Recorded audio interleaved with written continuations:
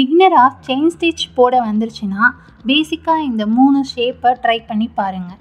இந்த 3 ஷேப்பில் ஒன்று சிவிங் த்ரெட் யூஸ் பண்ணியும், second one zari thread use பண்ணியும், தேர்ட் ஒன் சில்க் த்ரெட்லையும் போட்டு ப்ராக்டிஸ் பண்ணுங்கள். இப்படி நீங்கள் ப்ராக்டிஸ் பண்ணும்போது பேக்கில் இருந்து ஃப்ரண்ட்டில் எப்படி மூவ் பண்ணுறது அண்டு ஃப்ரண்ட்டில் இருந்து பேக்குக்கு எப்படி கொண்டு வர்றது, சைடு மூவிங்ஸ்லாம் எப்படி போடுறதுன்னு ஈஸியாக கற்றுக்கலாம். இந்த ஷேப்னு இல்லாமல் நீங்கள் ஒரு பிக்சரை டவுன்லோட் பண்ணி அவுட்லைன் எடுத்து அதில் செயின் ஸ்டிச்சஸ் போட்டு ட்ரை பண்ணி கூட பார்க்கலாம்.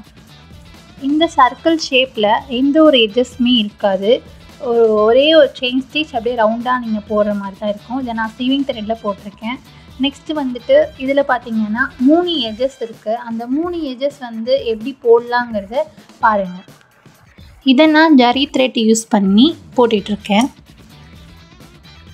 இப்போ பாருங்கள், இந்த எட்ஜை கம்ப்ளீட் பண்ணுறது நம்ம போட போகிற லைனுக்கு ஆப்போசிட்டு டைரெக்ஷனில் ஒரு குட்டியாக ஒரு செயினை போட்டுட்டு அதை அப்படியே நம்ம எந்த லைனில் போட போகிறோமோ கண்டினியூ பண்ண போகிறோமோ அந்த லைனுக்கு இழுத்து கொண்டு வரணும். ஸோ இப்படி போடும்போது தான் உங்களுக்கு அந்த ஷார்ப் எட்ஜஸ் உங்களுக்கு கிடைக்கும். இப்போ நெக்ஸ்ட்டு பாருங்கள் எப்படி போடுறேன்ட்டு. ஆப்போசிட் டைரெக்ஷனில் சின்னதாக குட்டியாக ஒரு செயின் ஸ்டிச் போட்டு அதை அப்படியே டைரெக்டாக நம்ம போட வேண்டிய கண்டினியூ பண்ண வேண்டிய லைனில் இழுத்து கொண்டு வந்து போட்டுடணும். இப்படி தான் நீங்கள் ஷார்ப் எட்ஜஸை போடணும். ஃபைனலாக எண்ட் நாட் போட்டு ஃபினிஷ் பண்ணிக்கலாம். எண்ட் நாட் எப்படி போடுறதுன்னு நான் நெக்ஸ்ட்டு வீடியோவில் உங்களுக்கு நான் சொல்லித்தரேன்.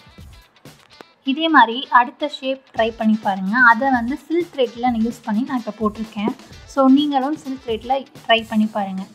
சில்க் த்ரெட் பிகினராக யூஸ் பண்ணுறவங்களுக்கு பிரிய தான் செய்யும். ஸோ பிரியாமல் இருக்கணும்னா என்ன பண்ணணும்னா, கீழே நம்ம அந்த கொக்கியில் மாட்டும் போது அந்த த்ரெட்டு டபுள் ஸ்டாண்ட்ஸ் எடுத்துருப்போம் இல்லையா, அதை நல்லா ட்விஸ்ட் பண்ணிக்கோங்க. ஒரு 4 டைம் ட்விஸ்ட் பண்ணிவிட்டு அதுக்கப்புறம் அந்த கொக்கியில் விட்டு நீங்கள் மேலே எடுத்திங்கன்னா உங்களுக்கு அது பிரியாது. ஸோ இந்த எட்ஜஸை பாருங்கள், ஆப்போசிட் டைரெக்ஷனில் சின்னதாக ஒரு செயின் ஸ்டிச் போட்டு நம்ம கண்டினியூ பண்ண வேண்டிய லைனில் நான் இழுத்து கொண்டு போயிட்டுருக்கேன். ஸோ இதே மாதிரி நீங்கள் பாக்கி இருக்கிற 3 எட்ஜஸுமே கம்ப்ளீட் பண்ணி ட்ரை பண்ணி பாருங்கள். தேங்க்யூ.